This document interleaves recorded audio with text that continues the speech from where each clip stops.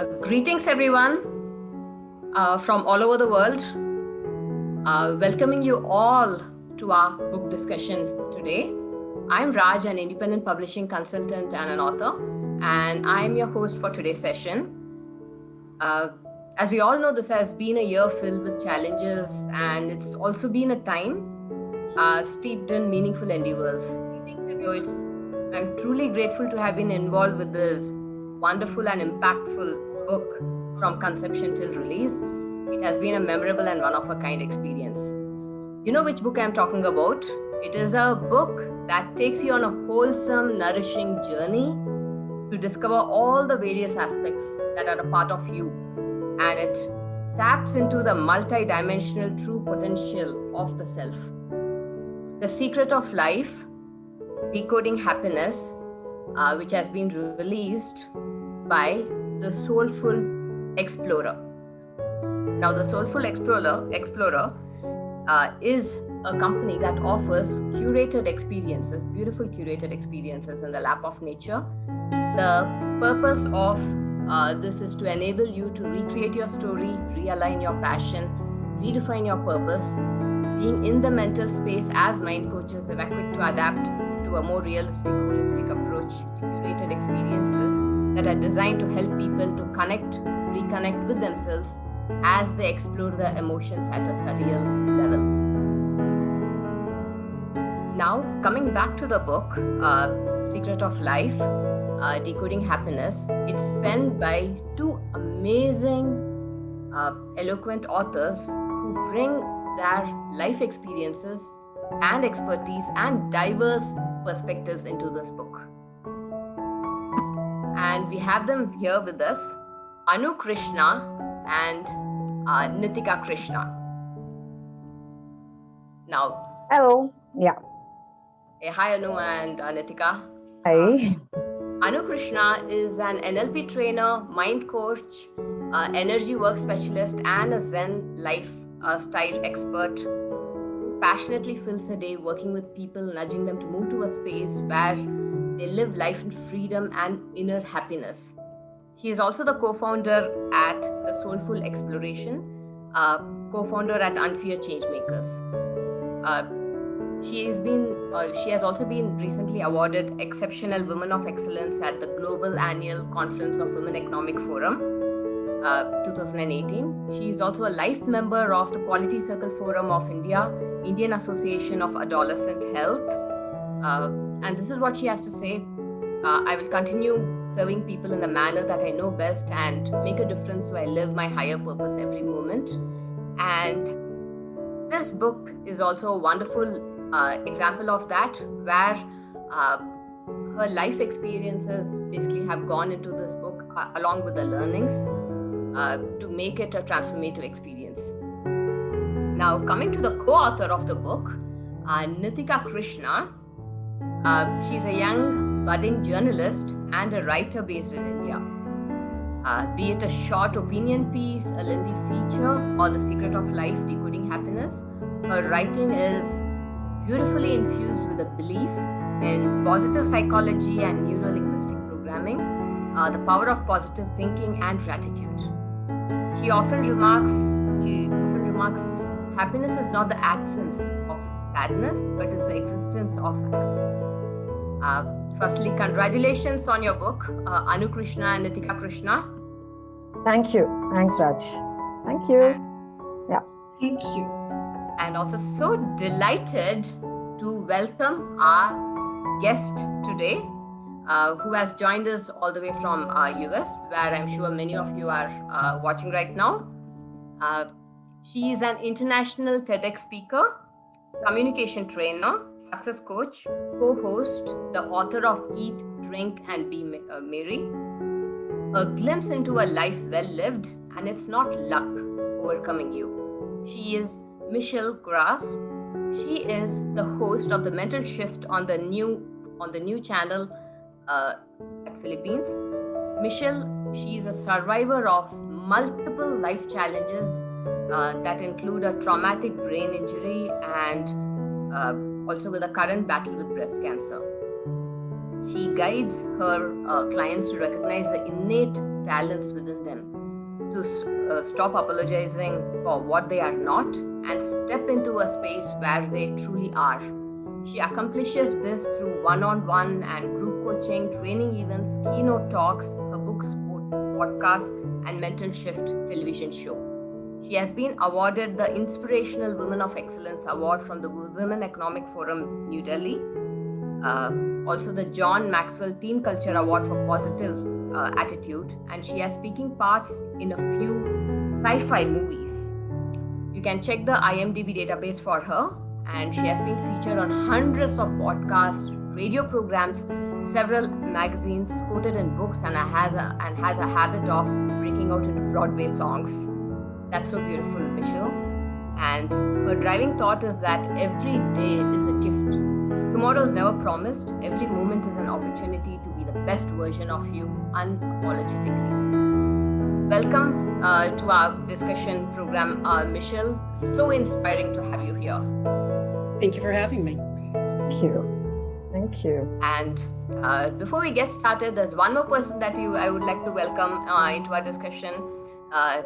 It's Deepankar. Deepankar is a part of the who has also been part of the publishing team.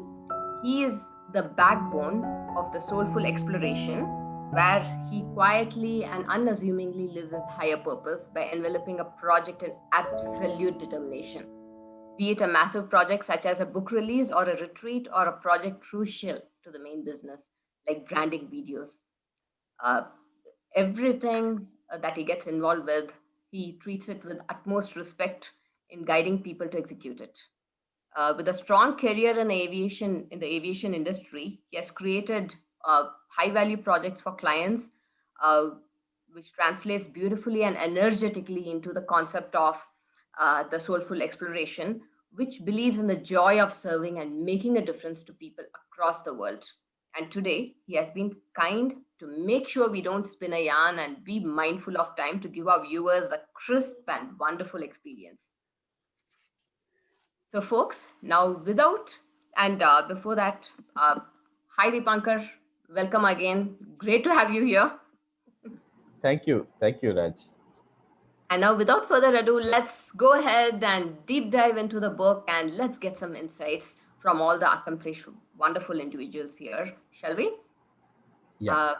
Go for it. Begin with something very basic, something that I'm sure it's a question that might be resonating in a lot of folks' minds. Who is this book intended for, Anu? Oh, okay. That's a question for me. Okay, so who is the book intended for? Okay.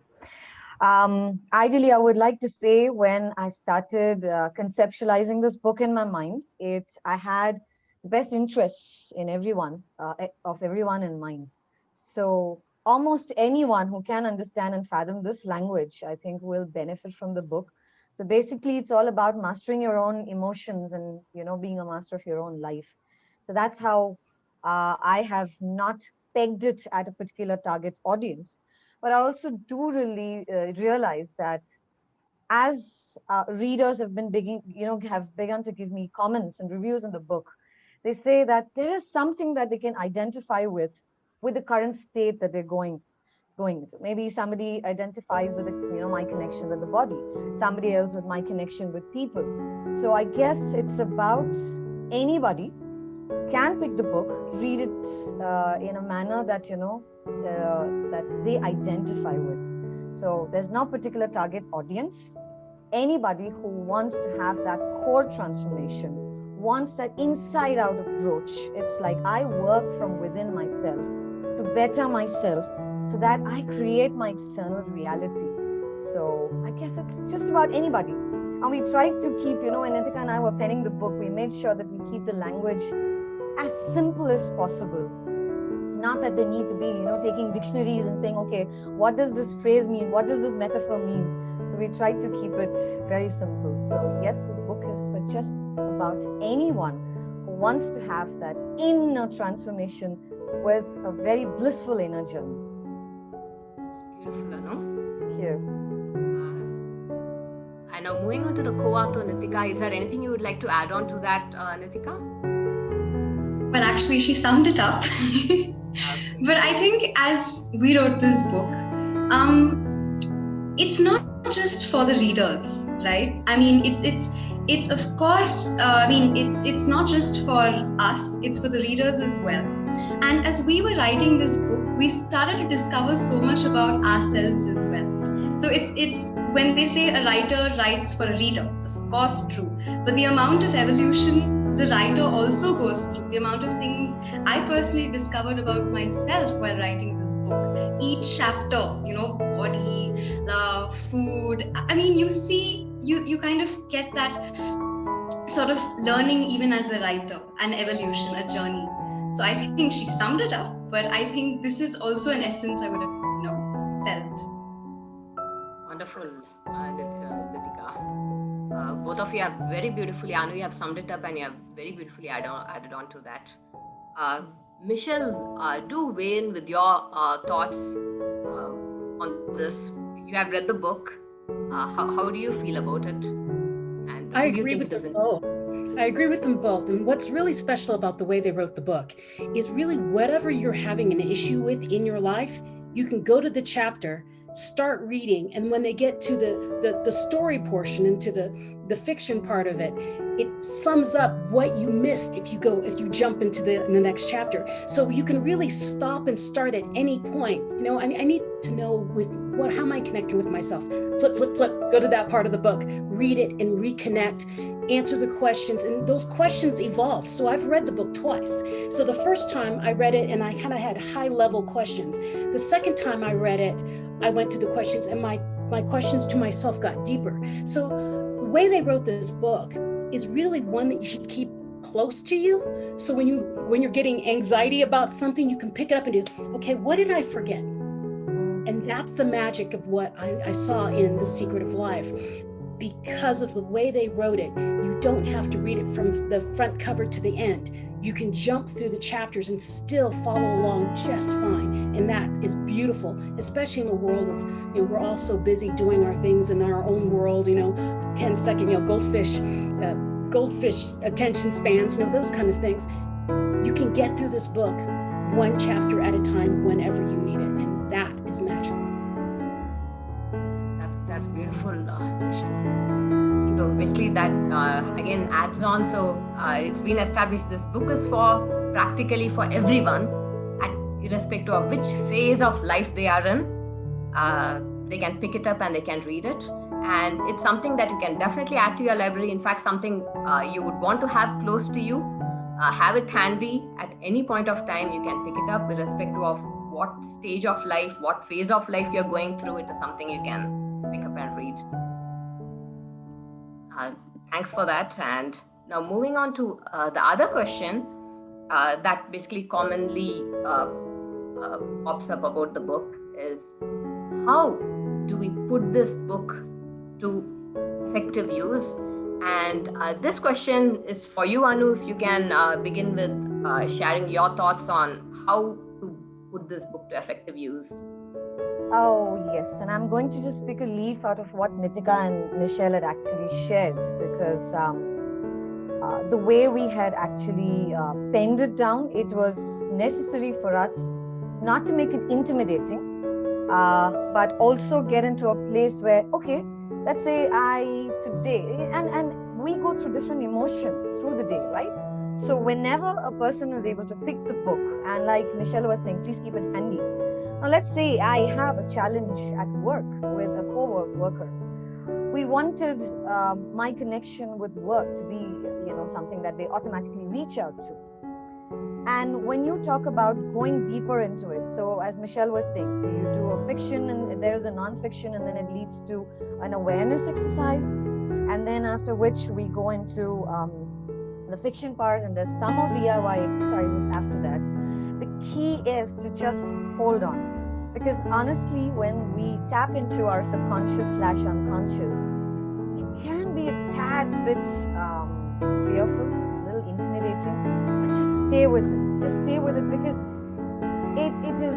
it's right there waiting to actually tell you things, to reveal the things that is lost in the clutter of the daily,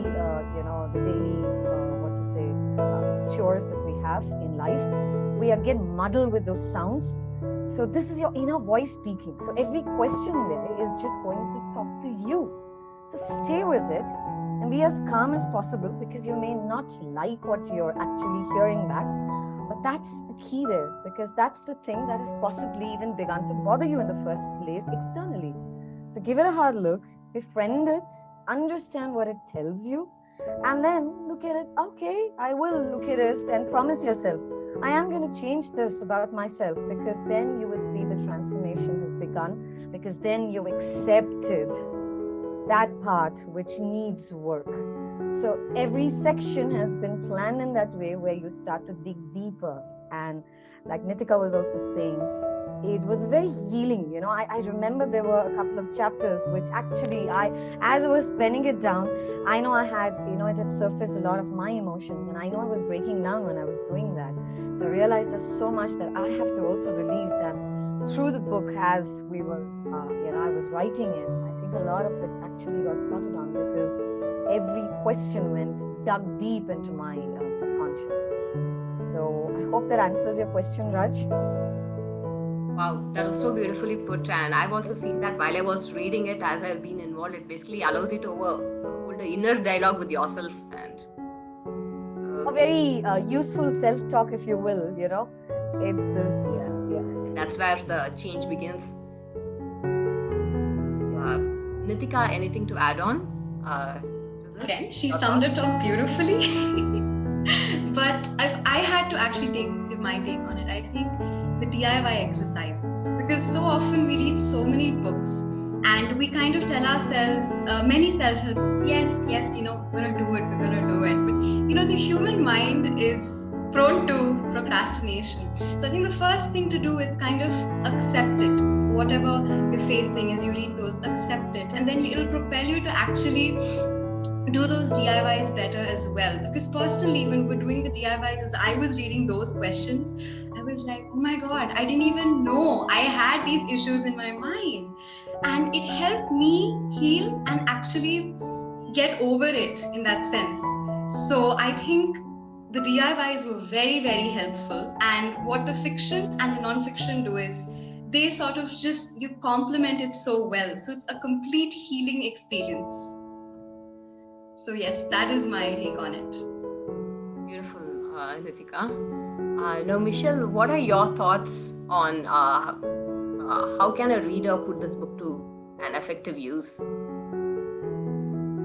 Well, I'm actually rather analytical. And so reading the book, and the reason I say it's such a wonderful read for whatever issue you might be possibly having, is the nonfiction version is very studious, very logical, right? And then you're like, oh yeah, I got this. And you answer a couple of questions.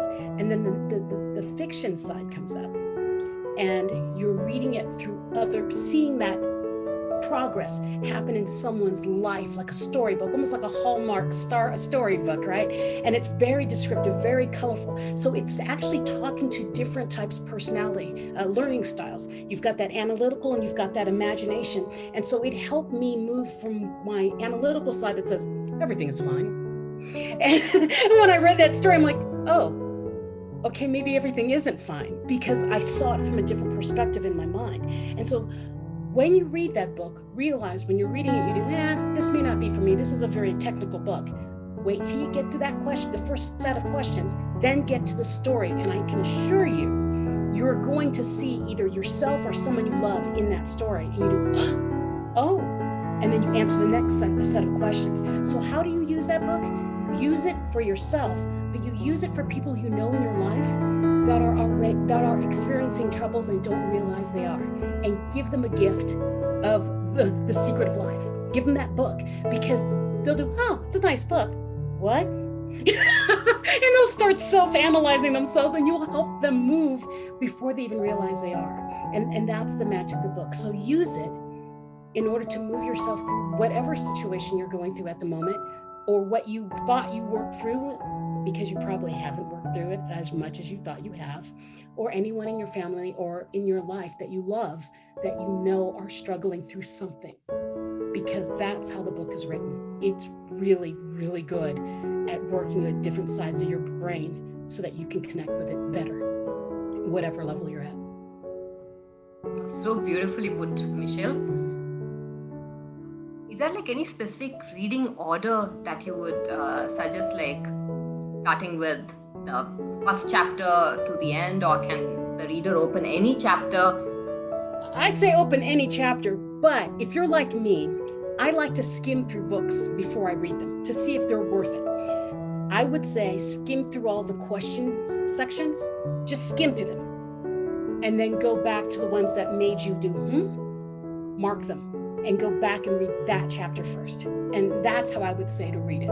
But then I want you to read it from the beginning on, because you watch the characters evolve through the book.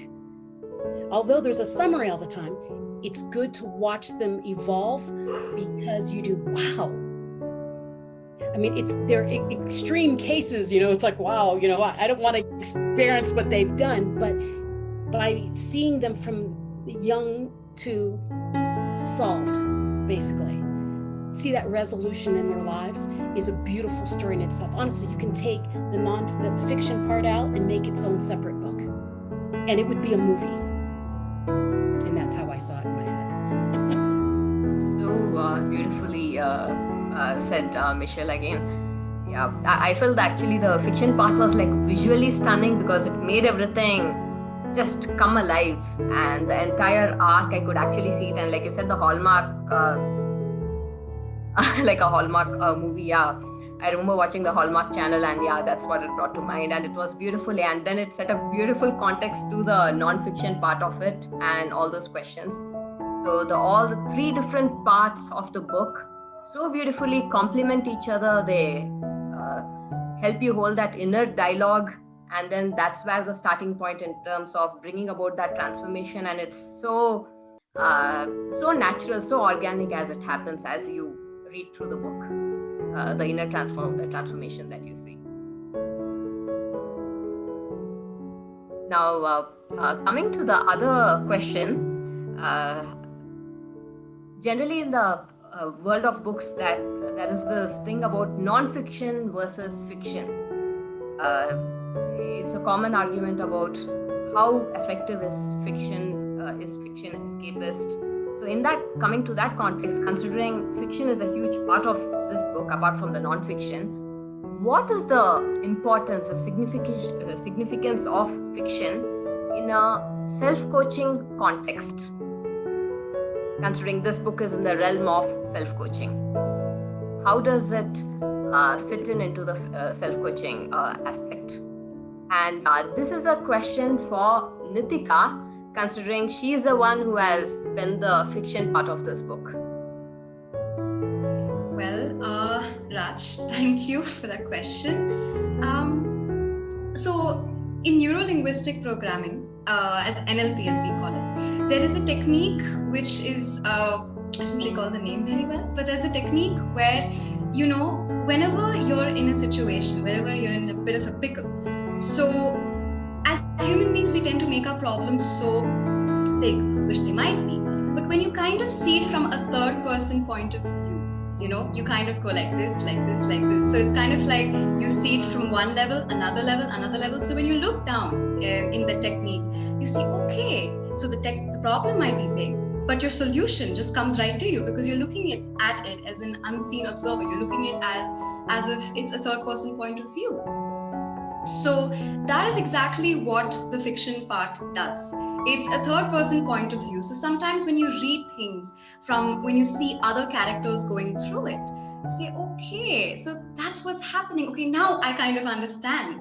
So the fiction complements the non-fiction.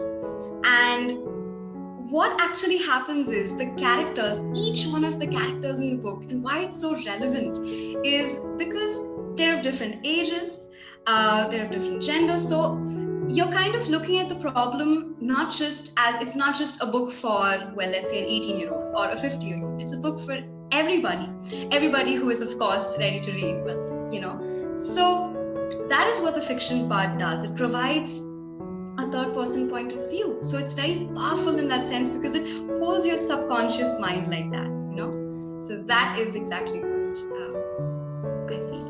So well explained, Nitika. for that. Oh, yes. And yeah, Nitika, that the pattern is dissociation, okay? A lot of people did ask me, why is it that, you've not mentioned the word NLP anywhere in the book? It can get very intimidating to certain people to know, I don't. A lot of people I know in the West, my friends, are saying NLP, no, But I think I want to take the essence of what NLP could provide. And for me, it's changed my life. I've been practicing NLP for since 2003. So it's not just positive psychology, but I did realize that, as Michelle also was saying, and Nitika was also saying, when you start moving from an analytical perspective, and there is a first person perspective, and then you're taken aback, this isn't me. I don't have these problems. It is somebody else's problems, right? And you're ready, then to start to become aware. And that's where part 2 comes. So part 1 is the analytical, it's about me. And you've already begun to somewhere, say, that's not me. Then you move into an awareness place, and then like, okay, this could be me. And then you practically transcend into a place where you're looking at it, again, as Nitika very beautifully put it, from the third person point of view. You are ready to start to make that change because you're looking at it from someone else's eyes. And then I think there were resolutions almost with every chapter, with every character. And then you begin to think, if they can do it, I can do it. Some way, somebody, a fictional character can also become a role model for us, right? Like, I've loved so many role models from so many movies, I've lost count. And I used to come back as a child saying, if this person does it, I can do it. So even characters from movies and books can become role models for us to change. And then once the fiction gets over, then you delve into, again, a space of awareness, and then you're more willing to start looking at your emotions, your thought patterns very, very closely. And that's what Nitika was saying. Literally, I call it the zoom out technique. You zoom out and start looking at your life. We are more associated and zoom in, and then makes it such a huge problem. Like, even when Michelle, you were saying, right? You said, I'm going to hop onto that flight. I'm going to Delhi. At that point, if you were to just, even take a moment and look back, you had begun to look at your life saying, no, I'm going to enjoy. You were in the position of an observer saying, I want all of these life experiences. And then you create a different experience for yourself for that situation, in that context. So blend of fact and fiction, people works. It works. Beautifully said, Anu. And I have to agree with that. Having read the book so many times, it's one of my favorites now. Michelle, what are your thoughts on the importance of fiction in general in the self-coaching world, in the self-coaching context? Well, as a coach in general, I'm always telling my clients to imagine where they want, see in your mind, throw it in your mind's eye. In the book, that's part of one of the trainings is imagine, put it in your imagination. And that is what is so, again, powerful about the way you wrote this book, is because I don't care how analytical you are, your brain sees in color. Okay, it sees vivid color. And another suggestion I would have for those of you who get the book, read it at night and make sure you get through the fictional part before you go to bed. And before you close your eyes to sleep, I want you to think of those questions and sleep on it. Because what will happen is your brain will play that entire scenario that you just read through your brain. It'll process it, NLP, right? It'll process it, and it will answer the questions that you don't want to answer out loud. And when you wake up in the morning, answer the questions, because your brain would have processed it already. And that's what I love, the combination of fiction and nonfiction, and the Curie questions at the end and of each chapter, is it's pulling you through a process that your brain resists. But it will pull you gently through without even realizing you are processing. So do it while you can let your brain sleep on it and process through it. Because, we've been working on our own mindset for so long that we're like, oh yeah, I can do this. Oh yeah, that was a tough question. And we work through it, those of us who do work in that mindset world.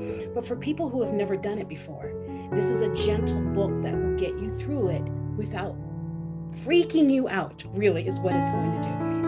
You won't do, I can't do this and stop. It's not one of those hard books that push you through. It is a gentle book that will bring you through. So read it at night, get through the stories, get through at least to the questions, the second half questions, and then that way you sleep and process. And all coaches will agree with that.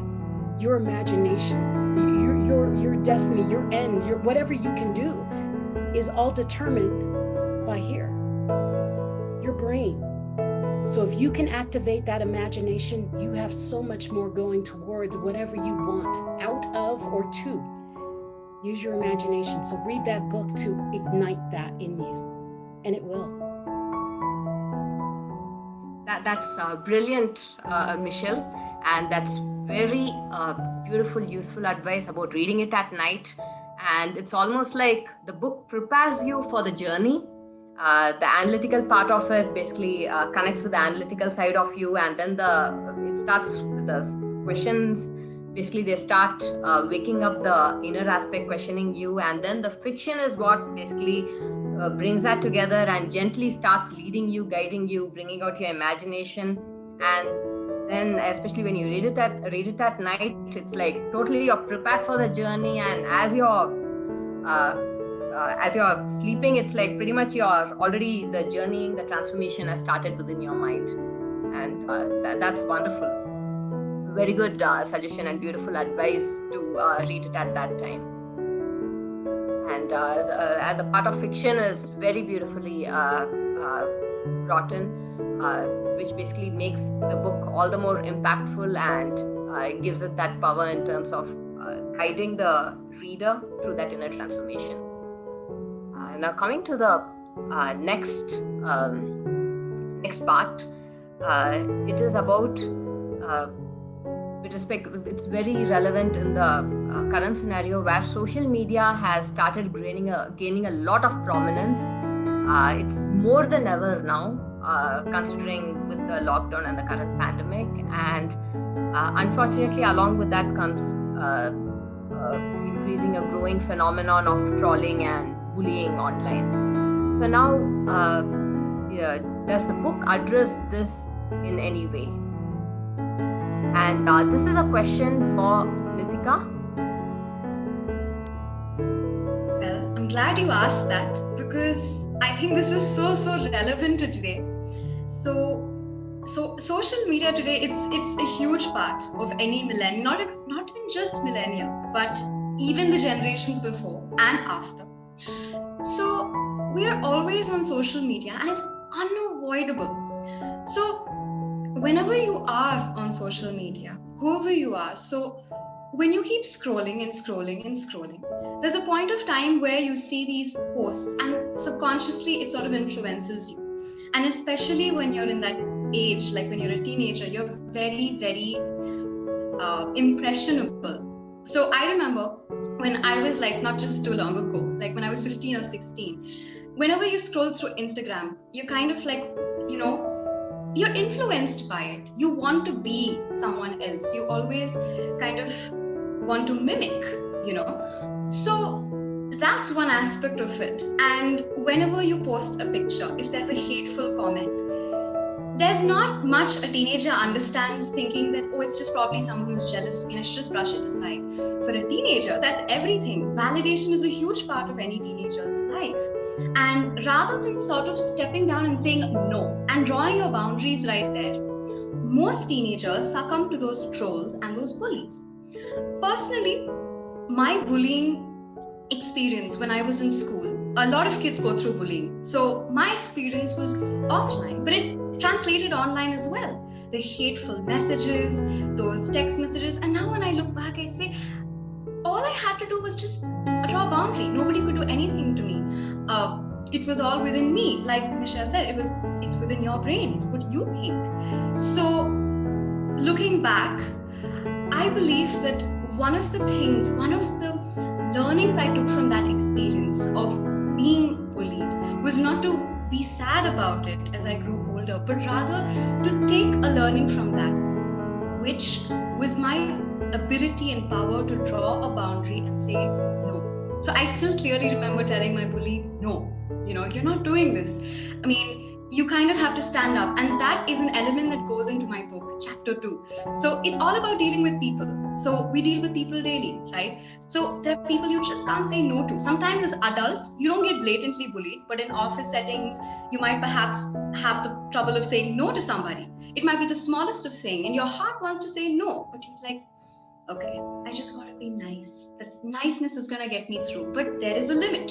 So how do you deal with people, all kinds of people, all kinds of age groups? You might be a teenager, you might be in your 30s, your 40s, your 50s, even older. So that is exactly what it does, especially the fiction part. And you know, when you read about the characters and the DIYs and everything, when you read it together, it starts to really align. So that I think is very relevant in today's context with social media and the age, and not just teenagers. I've seen umpteen number of people on social media today. A lot of people go through it. Silent bullying, you know, loud bullying, everything, it applies. Beautifully put, Nitika. Thanks for that. Thank you. Anu, your thoughts? Would you like to weigh in on this? Yes, very quickly. So this is one of my favorite chapters. All of them are. This has been a personal favorite as well, because like Nitika said, you know, we're constantly dealing with people day in and day out, right? And yes, it is difficult. I mean, people think bullying is only in the form of physical bullying. We have a lot of emotional bullies around.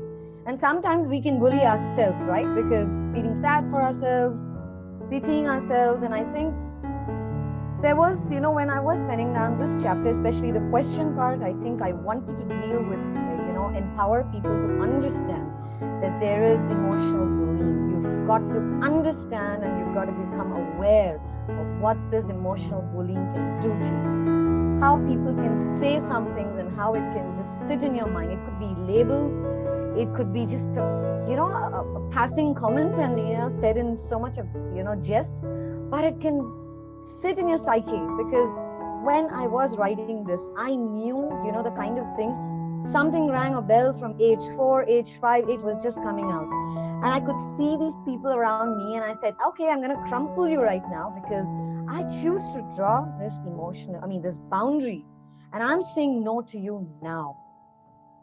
And that empowered me to actually finish the rest of the chapter. And when I realized I had the power to say no within my mind, you know, it empowered me more to not just write the chapter, but my coaching sessions after that actually became even more powerful after that. Because when you start to ask yourself those empowering questions, you validate your space. It's a sacred space.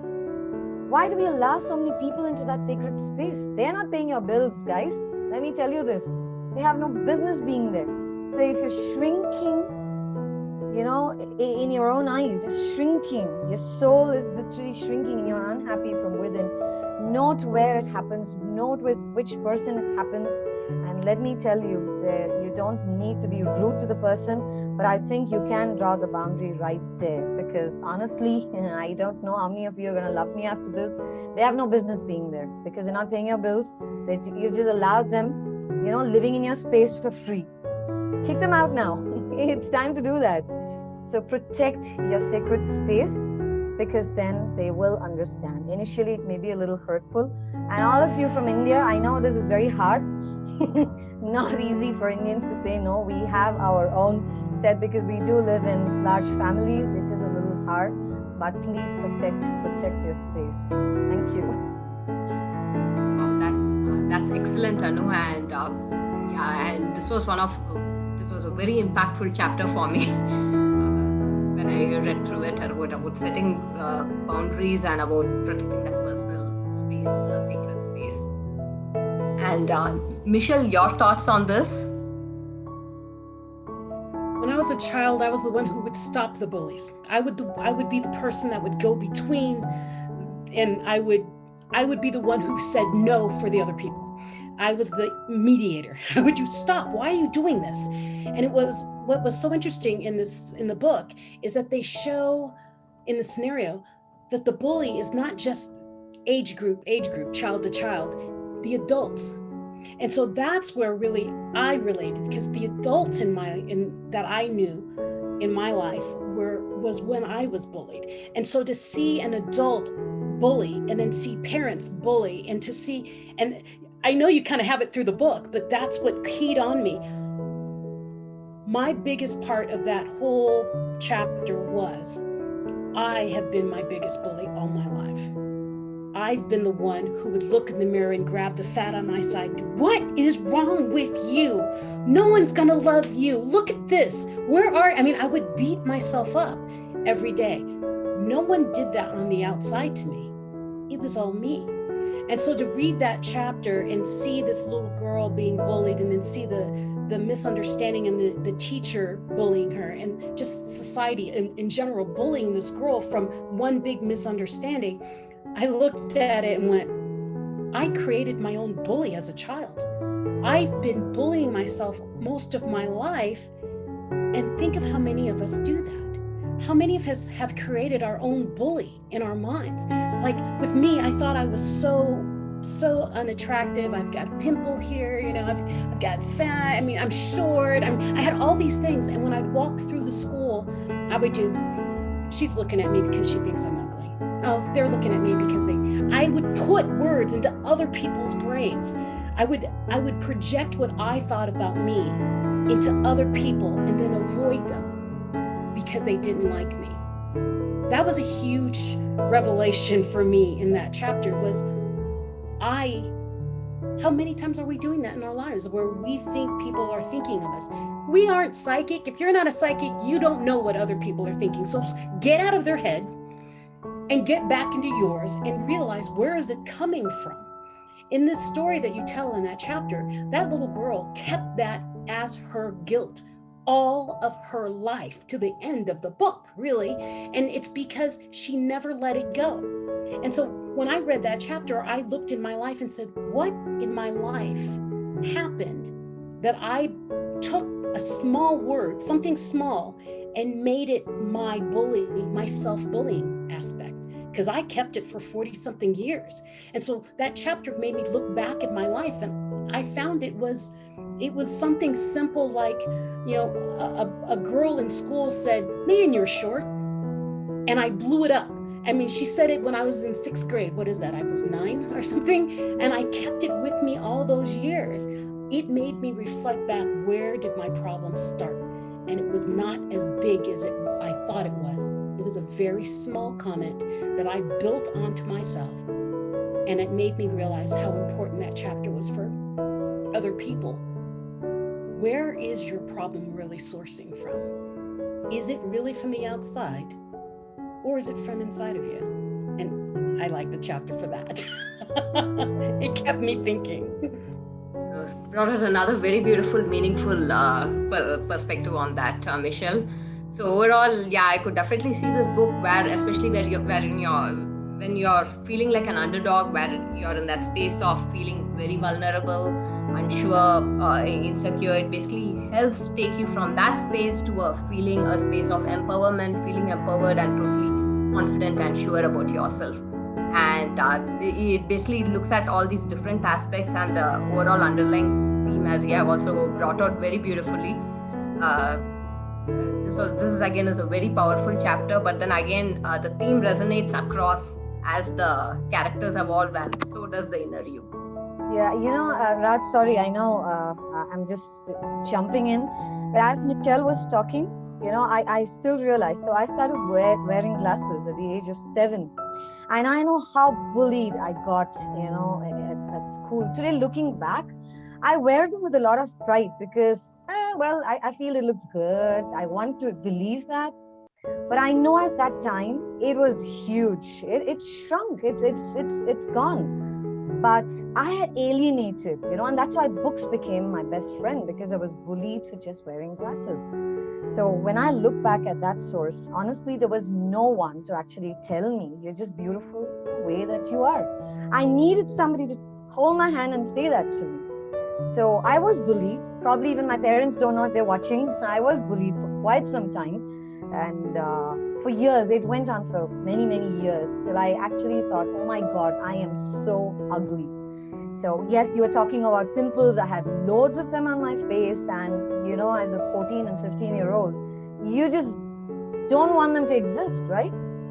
So I had, drawn a wall, and I would really, use the space now, that we're live to, all those parents, when you see a child behaving a little standoffish, it's not just their hormones. They're just not trying to do that to throw you off. Maybe they're really, really, struggling with themselves. So you really need to understand that all they need at that point is love. Maybe they're just being bullied. Sit down and actually talk to them about it. It will help them. And then at 40 plus, they're going to be sitting and talking like all of us here. See, I got bullied. And I know how to come. I know how to be on top of it. What a beautiful message, Anu, and I'm so glad that this book, and especially this particular chapter and this particular aspect that you have put in here, and this is something that I think would help parents as well to go through it, to find out ways and how they can help the child and be able to reach out and understand what's actually going on. Even though they went through that, they would have probably gone through that themselves. So this book basically gives a very beautiful insight into that and how to help out. And coming to the, of course, and to add on, I've basically been through that phase where I've been bullied as well, with the braces, add on to the pimples, and being on the larger side and all that. Yeah. And so this has been, I'm actually totally loving this discussion here. Now coming to the next question. We have spoken so much about the non-fiction part of it, the fiction part of it, and we kept alluding to the different questions and the DIY aspect of this book as well, the third very significant part that goes into this book. So I would like to invite Deepankar to demonstrate a few questions from the do-it-yourself section with all the different, where it helps basically bring those learnings together, basically to question yourself. And Anu, it will be wonderful if you can assist and explain as Deepankar goes through it. Thank you, Raj. I'm holding this book with me, The Secret of Life. See, actually, I found this book is so methodically it is written. Right from this part 1, which is very analytical, and then after reading that, you find that, oh, it is somebody's story and something about, you are not, you feel that that is not you, and then it asks questions too in the part 2, that the questions like, how important that money to you, and you rate yourself, very honestly, you just keep doing it, and then the story begins there. After that, reading the story, you find that, oh, somewhere you find yourself, connected to this story. And after the story, again, there is a part 3, and the part 4 is it asks you the question. It is challenge yourself, something like that why that money is the important for you, and then you start thinking of it, when it is asked you the questions, because it gives you the food for the thought to your brain. Now this book is something different than the other, where you just read the stories and you motivated, and you live motivated for some time, but when you go back to the same environment again, where there's nothing has changed around you, you could not able to sustain that motivation for a longer period, unless there is no exercise happening in your brain, unless there is no dopamine, it creates, and it keep you to maintain that, the motivations, unless those neurons is not firing, and keep you exciting, to keep doing that. That's what it does. There is a question, there is a problem statements in the book, and it asks you, to go to the solution statements. We always talks about the problems. When the problems is with us, we get pissed off. When there is a problem into the next door, we get thousands of ideas for the same problems. But when it happens with us, we just collapsed. So this actually tells you just to go to our problem statement to the solution statements. Again, that it asks you what you can do, the questions. they keep on, the continuously engagement of the, within yourself. That is what I like it. And after that, those all are the affirmations are like they spend more the money which I have. This is something like, when I'm spending money, I always feel that, I get enjoy, more the dopamines I'm creating it. I wanted to live into that state, and consciously, unconsciously, I start thinking about what I can do else more. And those are all the activity. It's not money, but those will bring the more money, and it keeps happening. It's something like a cycle. And then there is another section. This is section 4D, which talks about to write about your present status. That now this journey starts. What you thinking today at this particular moment, and then it asks you to take you to the future. That till what time you wanted to. It is the commitment to the yourself. And that finally it asks you to align your mind, body, and soul to write it so beautifully. And the last, once again, you rate yourself. Surprisingly, every chapter you will find that your score from this level to this level has increased about your thought. So this is something very methodically which is written, and there is a constant engagement. And the end, there is an anchor statement, which is actually making you the anchor with your mind, body, and soul, and it makes you to visualize the things that where you are living it. So it is,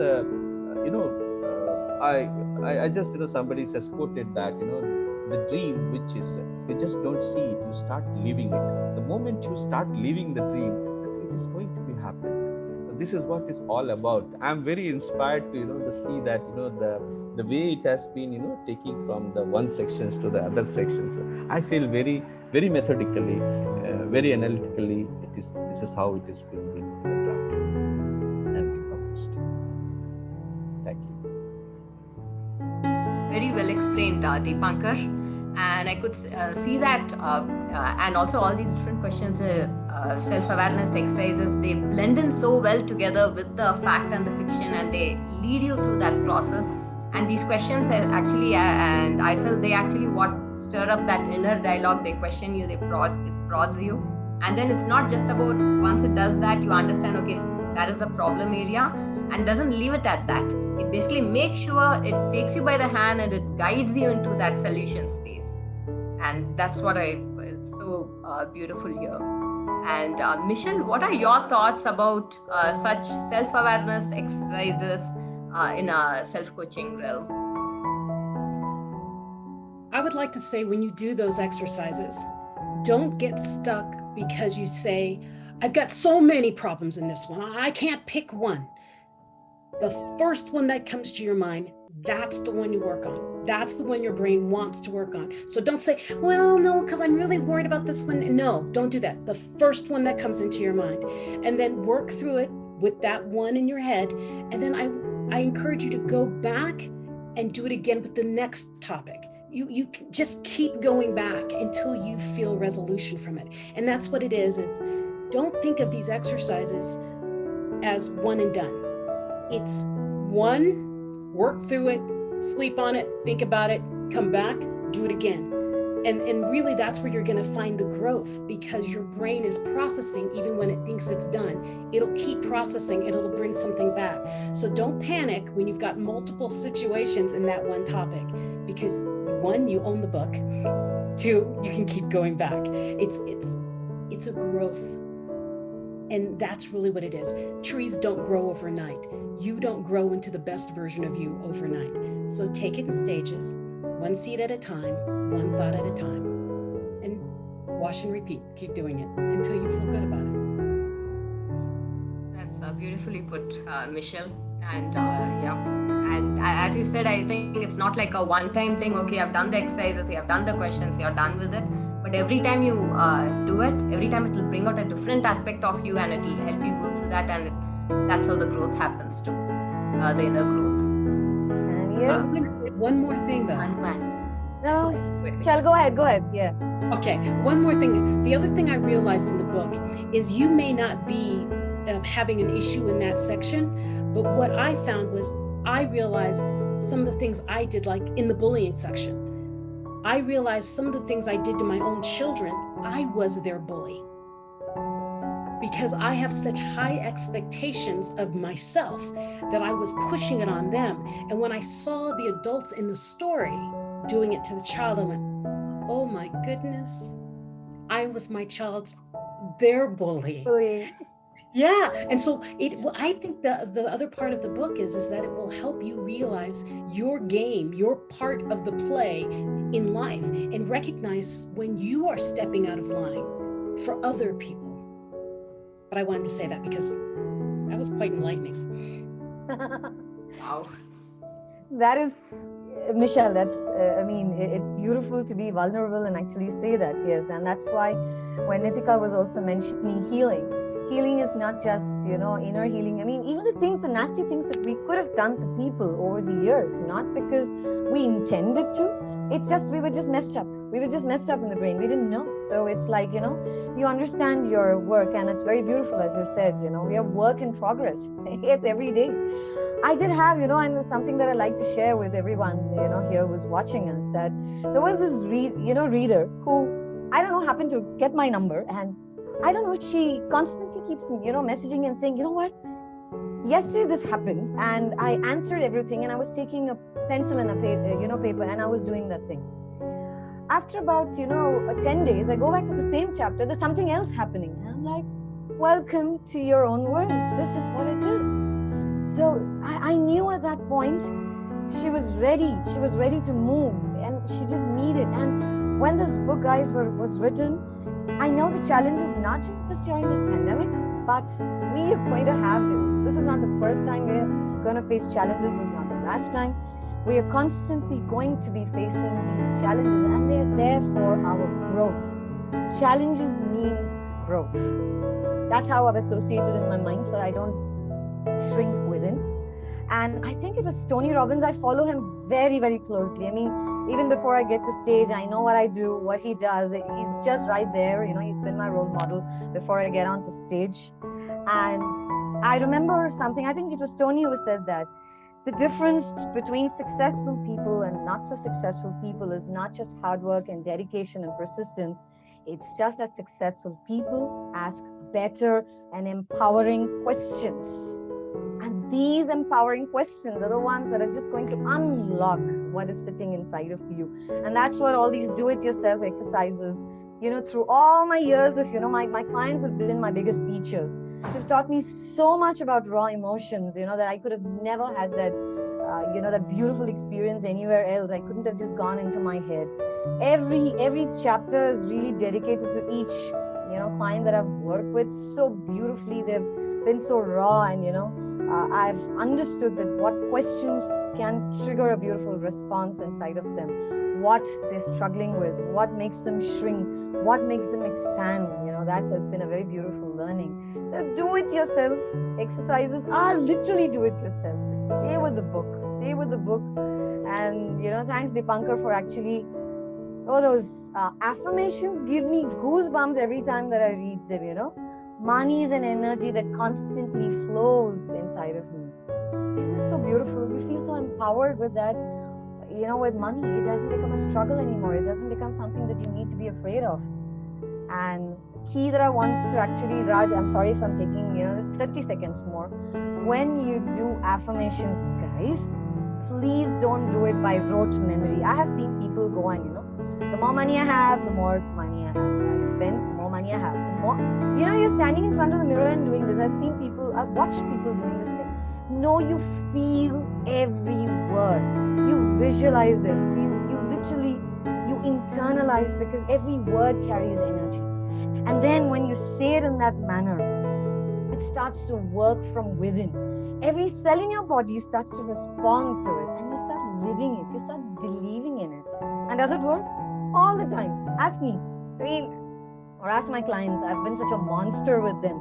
I would say, no, this is the way you do it. And we would go and, I would stand next to them saying, no, feel it within your body. Feel it from head to toe, you feel. And every cell responds to it. That is what it is. So when you say, I flow with the abundance of the universe, I've got goosebumps now.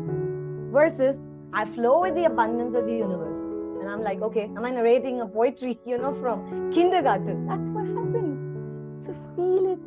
Feel every affirmation inside. That's what affirmations are meant to do. They're very powerful statements, And you could create your own affirmations. You have a section there, and just make sure your affirmations are always in the present tense and the positive. Not, maybe, never. It's always in the positive. So yes, Michelle, do you have something to talk about affirmations? I'm sure there's a way that you do it. I'm such a visual human, so what you just said is what I do. When I say my affirmation, I'm in it, feel it, smell it, I see everything. And so that's how I work.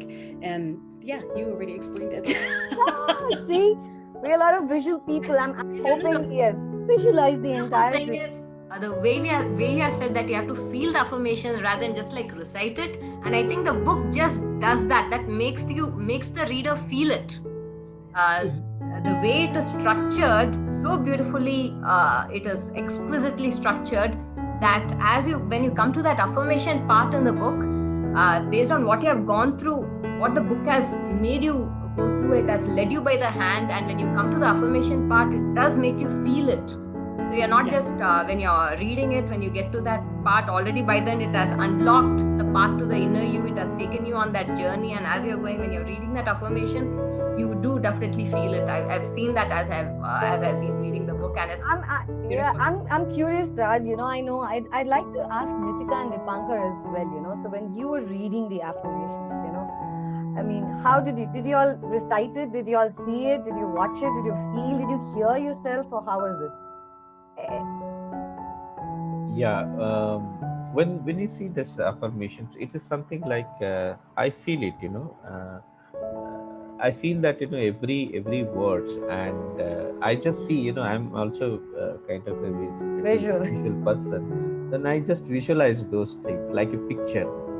So that's how inspired me. That's how I can say. Okay, Nitika, affirmations. Well, for me, again, I don't know if it's a coincidence, but I'm a visual person too, because I've been into a lot of, I wrote fiction, and I'm also a self-taught artist, sketcher, portrait kind of person. So I think for me, it's always been very visual. Whether I'm reading, whatever I'm doing, I have to imagine it.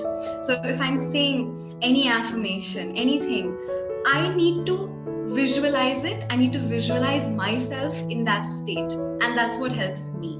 But the best part is these affirmations are not just for visual people. So don't think that this is only if I can imagine. No, it's for auditory and kinesthetic people. So it's for people who work better with hearing it, people who work better with the feel of it. So it's for everybody. That's the power about affirmations. And the best part is you don't have to look too far. It's not like you can make your own affirmations, because it's all within you. It's what you feel. It's within your mind. It's within your heart. It's within your soul. So that's the beauty about affirmations. I make mine. I just if I'm in any little bit of a pickle, I just walk around and I'm like, yes, I just make my own affirmations. So these affirmations are very powerful if you just want a little bit of a starting point. But affirmations are for everybody, and that's the beauty of it. So it's not just for visual people, so you don't get an escape here. It's for everybody, and it's absolutely miraculously beautiful. Hey, thanks. And Michelle had something. Yes, Michelle? What I was saying is I am a kinetic learner. But the way I do my affirmations is I have to visualize them so precisely, so intensely that I feel it. And that's so visual, kinetic, and auditory. Yes, and another thing to add to what Michelle said, there's something else also I do, which probably many of us do without realizing it, but it's good to become aware. So when you create that image inside of you, and when you're saying it, use your body, because your body carries a lot of energy. It starts to respond. It starts to believe in it. And just don't watch it, step right into it, because it's a beautiful canvas inside of you. So when you step into that canvas, you become part of it. So when I say I flow with the abundance of the universe, I not just see, water, a stream or something. I just don't see the dark energy and matter. I step right into it. And suddenly I feel I'm just, encompassed by that love, that compassion. and I begin to feel different. When I feel different, I think different, and I'm going to act different. And that's going to change everything around me after that. Remember, your external reality is what you feel within. So start changing it right now. Yeah, we can do it. Yes, Raj, back to you. Sorry, we went a little bit. Yeah, that was needed, and that was like we were all getting into the flow. That was beautiful. I can go on and on, Raj. You'll have to say zip now. One more important question that I have for all of you, and we all know this year has been very challenging, kind of almost surreal, and the pandemic, as we know, has generated a new reality for all of us with the different lockdowns, the social distancing norms, online schooling, the work from home schedules, and this has surely resulted in a lot of lifestyle changes for many of us. I would say almost most of us, and in some even inevitable career shifts, apart from creating this atmosphere of uncertainty all around. Now, how can this book relate to the pandemic struck readers? That's a question for? We can start with Michelle on this. Great, Michelle. I would say this book is a life in general. We have to remember what this book talks about. It is not what's your external. It's not about the external attacks on you. It's about the internal attacks on you, how you perceive, what you feel. So in this whole pandemic, yes, we are all adjusting. We've all done pivoting, whatever that is, whatever your life is looking like. But really what it comes down to is you control you. And that's really what it is. So with this pandemic, people are like, oh my goodness, you're not speaking on stage anymore. You're not doing this, Michelle. How are you surviving? You're a speaker. I'm doing just fine. It's all on the internet now, right? But what helps with this is all these, I wish I could, I wish I had time, I wish I don't have this. We have a character in the book, right? That her life implodes and she gets really messy and she gains weight and she stops loving herself and she just gets lost. And I saw that as so many people during this pandemic who just went, oh, well, my life is done, and gave up. But what I think was so cool about that is she had an aha moment and went, you know what? I'm going to take control and I'm going to do this. And she gets her life back together. It's the perfect message for right now. Yes, it feels like someone took the cards and threw it up in the air and you don't know what's going on. It doesn't matter. We never know what's going on. We can walk out the door tomorrow and a plane could land in front of our house and aliens could come out. I mean, we really don't know what's happening, right? So every day is a mystery. We have no control of anything. It's all a perception of control. It does not exist.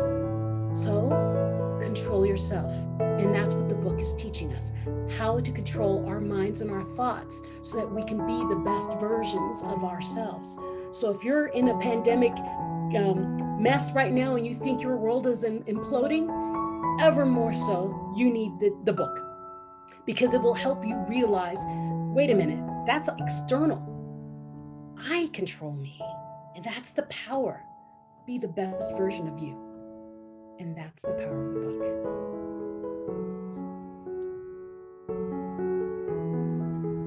Well said, Michelle.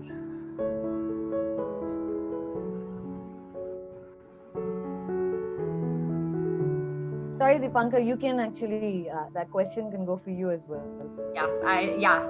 Sorry, I was on mute. So I guess I was also saying like it can go to Dipankar now. Okay, thank you. I feel that, this book, everyone can take it into their perspective, because these are all the different facets of the life, and I'm sure that in this pandemic, somebody, some sort of challenges might they have faced. They have actually, everybody was in very comfort zone, and maybe in the whatever zone they were, some little discomfortness or something they have faced, and I'm sure that they have find out the way out. And this book will also help them to how to understand and identify the problem and diagnose them, and and keep moving on. So that is something, the challenging, the challenge yourself, and then keep your life is moving on that path and not getting stuck into that. I feel that this book will be the perfect gift for this, in this Christmas time, to the loved one, the near one and the dear one, the one who have not access to this. We can change to the million people's life actually, by helping them. I can say that this should be a very perfect for the every every segment of the life, every social group, like whether it is school going boys, or college going students, or professionals, or anybody. I think this is a wonderful book across for all the people, which can change their life, I guess. Thank you. Okay. Nitika, you want to say something more as a wrap up? Just to pick a leaf out of what the Pankar uncle and Michelle said, I think that especially during this pandemic time, again, like Michelle said, it's life. So there are all these 9 beautiful elements in the book that apply to your life no matter what point of time it is. Yes, this time has been tough, not just for one part of the world, but the entire world is it's in a new wave almost. And you see, when we all come out of this, we'll come out much stronger. And like you said, challenges actually propel you further. And while there are these difficult moments, there are so many losses during this time. When it comes to the book, when you read this book, these 9 facets of life, these 9 elements apply not just when you're happy-go-lucky, but any point of time. And many times as humans, we tend in every aspect of our life, be it body, be it people, be it food, be it relationships, we tend to delve into this self-pity. Oh, I fight with my significant other. Oh my God, self-pity. This is so bad. This happens only to me. Or any other thing. So what as humans, what we kind of train ourselves to do, even when we're little, is we tend to attribute everything to the external realm. Because of this thing that's happening, it's happening. So you tend to kind of let the world take charge of your life. And I'm saying this especially to all my young viewers out there, because we're especially at that thing where, we're impressionable. But not just us, even older people are impressionable. Anybody can be. But as soon as you get aware, you take charge of your life, which is exactly what this book propels you to do. It is not just your strength, but this book reminds you that you're your biggest strength. So that is something that shines through in these 9 elements as well. So that is what I'd like to tell my viewers, that your strength, your secret lies within you. Oh, okay, nice. And I think Raj probably, Locked up. disconnected. She'll come back. All right. And I'm just going to sum it up very nicely. And like what Michelle had mentioned, this book guides you to be the best version of you unapologetically. Yes, please be unapologetically you. It is so, so important. And it may stir the hornet's nest. Okay. All of you can show your books. Yes. Yes. So, it would stir the hornet's nest, and pandemic or no pandemic, I don't think we need to be blaming anything external. Just look within. Even during this pandemic, like Michelle was saying, there's so much work to do. There's so much to do. There is a lot of work for a lot of people. Just start to create it. The minute you start looking within yourself, you know of things that you never did before, and you'll start doing it. See, for a lot of people who have suddenly become, home entrepreneurs, they've started working from home. How did that happen? I guess if this pandemic wasn't there, they wouldn't have even discovered the side of themselves. There's so much to do. So it's about you going back into yourself and just become the true version. Be your authentic self. That's what this book wants you to do. I'm going to be very honest about this. I think this is going to... Though I've written it, I think when I reread it, I'm going to be seeing many facets of my life and like, I haven't quite got a hold of this. There's so much muck inside. It's happening. Especially with people, I think I need a lot of work. There's something going on. and I see this stirring it back for me. So buy the book. It's available on Amazon. It's a Kindle version as well, because we knew a lot of people who, especially youngsters, love being on, Kindle. Yeah, see there, Michelle's showing. Yes, Michelle, you want to join in to actually say buy the book in your own way? We'd love it. Do yourself a favor. Get it. It's on Kindle and it's easy to read. That was short and sweet. Thank you. I would like to add that it will make the perfect gift for the season. A very meaningful and impactful gift that you can give to the people in your lives. Especially those who are fully struggling in this time. Yes. Now's time for self-work. And that's what the pandemic has done, has given us time to completely pause and reflect. So don't curse this time because you may not get this time back. Okay? So utilize this time and that's why, a little bit about those who don't know, November 2018 is when actually this book, I don't know, it just magically just went into my, and I was lazy. I said, no, there's no time. I'm traveling, there's so much work, blah, blah, blah, blah, blah. And then, okay, my team here, who's sitting and watching knows, okay, and I said, if I don't do this now, I'm never going to do it. So this is my way of giving back, my way of serving. So we hope that, it can be translated into different languages so that, there is no barrier. And let the rest of the world also understand that they can benefit. Why does it have to just be in one language? So I've suddenly put out that intent, why, right? So let's see, let it reach a lot of people. So bye.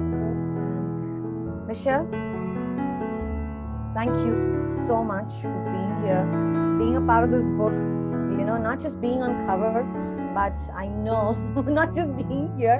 So for those of you who've been messaging me and asking me, who's Michelle? This is Michelle. Here, this little beautiful cookie here, who's just a beautiful, inspiring soul, who not just talks but lives. What she talks, what she says. Watch her beautiful podcast. Her videos, hear her podcasts. She's a wealth of information. And the best thing is you speak from the heart. You know how to connect with people. And that's what I loved, about you. And I continue to love you for that. Anything you want to, Dipankar, you want to say something to, yes, Michelle, beautiful, beautiful guest. Now you're not a guest anymore. You're part of us. Thank you, Michelle, for joining at this time from this, and thank you, Nitika, and thank you, Anu. This is a wonderful session it was. And Raj, I think we lost. I don't know. Yes, she's lost her connection. Yes. Thank you once again to all of you. It's my pleasure to be here. You want to just say a few bye-bye words? Okay. Thank you once again, and. Once again, we are going to meet maybe into some different occasions, maybe. And till then, bye-bye and good night to all the viewers in the US, and very good morning to once again to the viewers in India. People in India, wake up now. So you want to say something, Michelle? It's like people in the US, share this with a friend so they can see a little bit of the book as we talk through it. Share with a friend, and then if they say, hey, that was a really good video, you should get them the book for Christmas. Thank you. Oh, yes. Nitika, you want to say bye-bye? So I know that she's loved in India. She's absolutely loved by Indians. Well, absolutely. And thank you so much, Raj ma'am, Dipankar sir, and Michelle. Thank you so much, Michelle, also for being a part of this and just coming and sharing what you felt. As this is my debut book, it was beautiful. It's been a very beautiful experience writing it and telling the world about it. And as a journalist, as somebody who aspires to actually help and, through basically my opinions and the way I speak and the way I write, I want this book to help every person, no matter how cliche this sounds. I want it to help everybody, no matter which corner of the world they are. Everyone's human ultimately, and everybody faces similar challenges in terms of the mind. Of course, everybody has external challenges are different, but everybody is human, and there are these intrinsic human challenges that this book beautifully helps them tread through by telling them and reminding them that they are their own strengths. And thank you so much for being a part of this. And yes, like Ma said, you're a part of us now, Michelle. Thank you so much. Thank you so much for gracing us with your presence. And I am eternally grateful that I actually got to meet somebody so, instantly garnered respect. I'm so happy. Thank you so much. Thank you so much. So, thank you. And to all of you watching, thank you so much. There are going to be many more book discussions like this, and we promise that we're going to keep it different every time. And this is not just, saying, okay, come, look, I'm dressed up and you come and watch me. It's about what we can do for you. That's the only thing, as more, we've got many more sessions lined up for December, just to, say, okay, let's close this year on a very beautiful note, despite what everybody is going through. We're all here for you. We love you. And people of US, thank you for watching us. Thank you. Thanks, Michelle. Thank you so much. Thank you. Bye-bye. Good night.